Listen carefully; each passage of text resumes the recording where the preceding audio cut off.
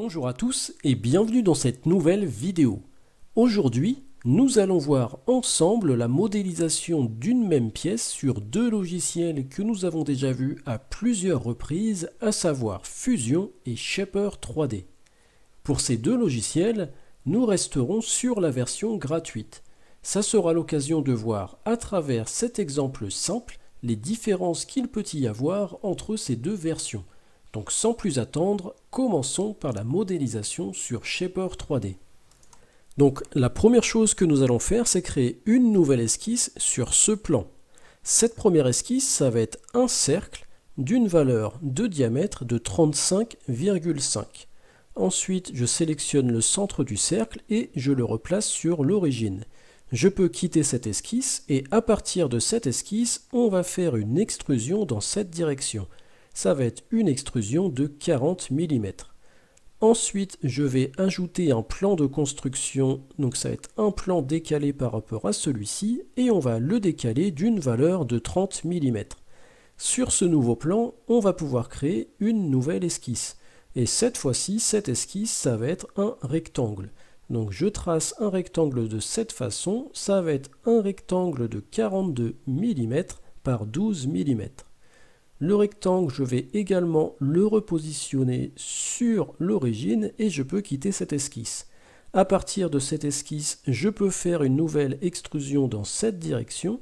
Ça va être une extrusion de 40 mm. Ensuite, je vais pouvoir aller dans Groupe et cacher les deux esquisses et le plan de construction. Ensuite, ce que je vais faire, c'est déjà fermer ça. Ensuite, sélectionner cette arête, et cette arête, et on va faire des congés d'une valeur de rayon de 6 mm.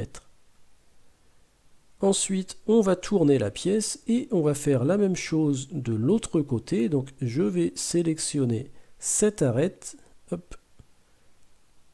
et en bas, cette arête. Et là aussi, on va faire des congés d'une valeur de 6 mm de rayon. Donc on obtient deux formes, ces formes on va les relier.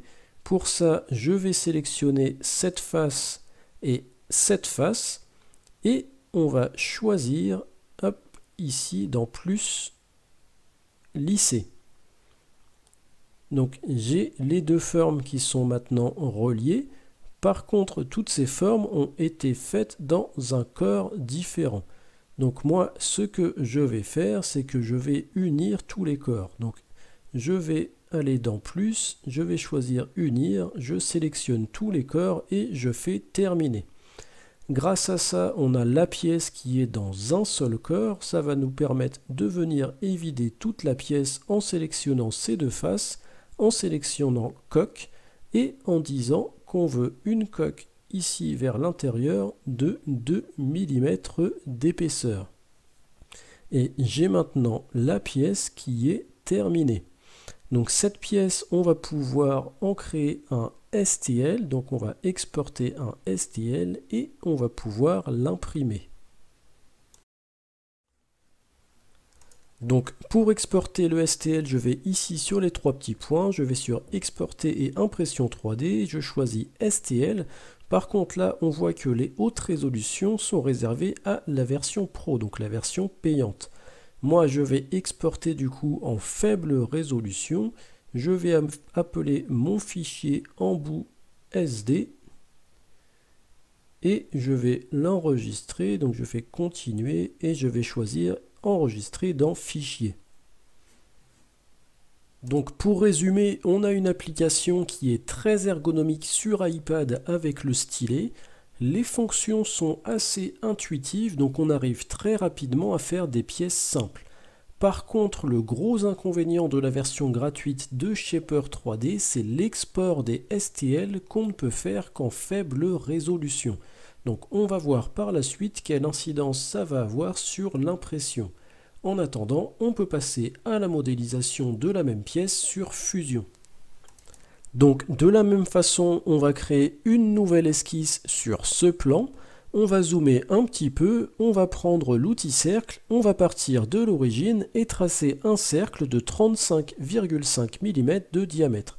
Ensuite, on peut quitter cette esquisse et à partir de cette esquisse, on va faire une extrusion dans cette direction d'une valeur de moins 40 mm. Ensuite, on va créer un plan décalé par rapport à celui-ci, on va le décaler de 30 mm et sur ce nouveau plan, on va créer une nouvelle esquisse. Cette nouvelle esquisse, ça va être un rectangle par le centre, donc on va partir de l'origine et tracer un rectangle de 42 mm par 12 mm. Ensuite, on peut quitter cette esquisse et à partir de cette esquisse, on va faire une nouvelle extrusion dans cette direction d'une valeur de 40 mm.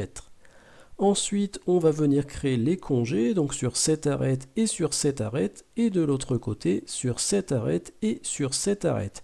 Et ça va être des congés de 6 mm de rayon. Donc là, on a ces deux formes, nous allons les relier en faisant un lissage.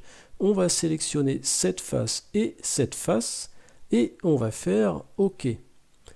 Ensuite, on va évider cette pièce, donc on va prendre la fonction coq, on va sélectionner ces deux faces et on veut dire qu'on veut laisser une épaisseur de 2 mm.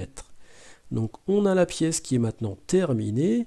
Maintenant, on va pouvoir exporter un STL pour imprimer les deux pièces, donc celle qu'on a générée sur Shaper 3D et celle générée sur Fusion.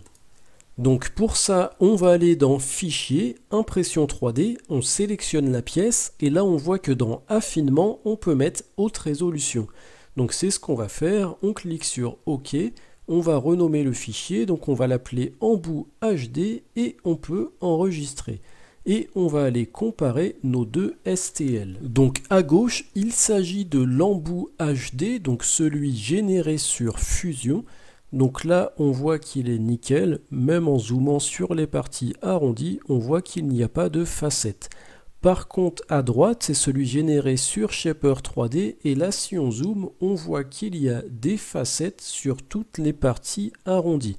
Donc ça, il y a de fortes chances que ce soit visible lors de l'impression. Donc en effet, une fois la pièce générée sur Shaper 3D imprimée, on retrouve bien toutes ces facettes sur la pièce. Si on compare à celle générée sur Fusion, on voit bien qu'elle est beaucoup plus lisse. Donc pour les personnes qui utilisent les versions gratuites de ces logiciels pour l'impression 3D, vous êtes mieux d'opter pour Fusion. Après, la modélisation ne se limite pas à l'impression 3D, donc tout dépendra de l'utilité que vous avez de ces logiciels. Donc on arrive à la fin de cette vidéo, j'espère que celle-ci vous aura plu et vous aura été utile. Comme d'habitude, je vous invite à liker cette vidéo et à laisser votre avis en commentaire. Je vous invite à vous abonner à la chaîne pour les personnes dont ce n'est pas encore le cas. Et je vous invite également à me suivre sur mes autres réseaux, à savoir Instagram et TikTok. Et moi je vous dis à bientôt pour une prochaine vidéo.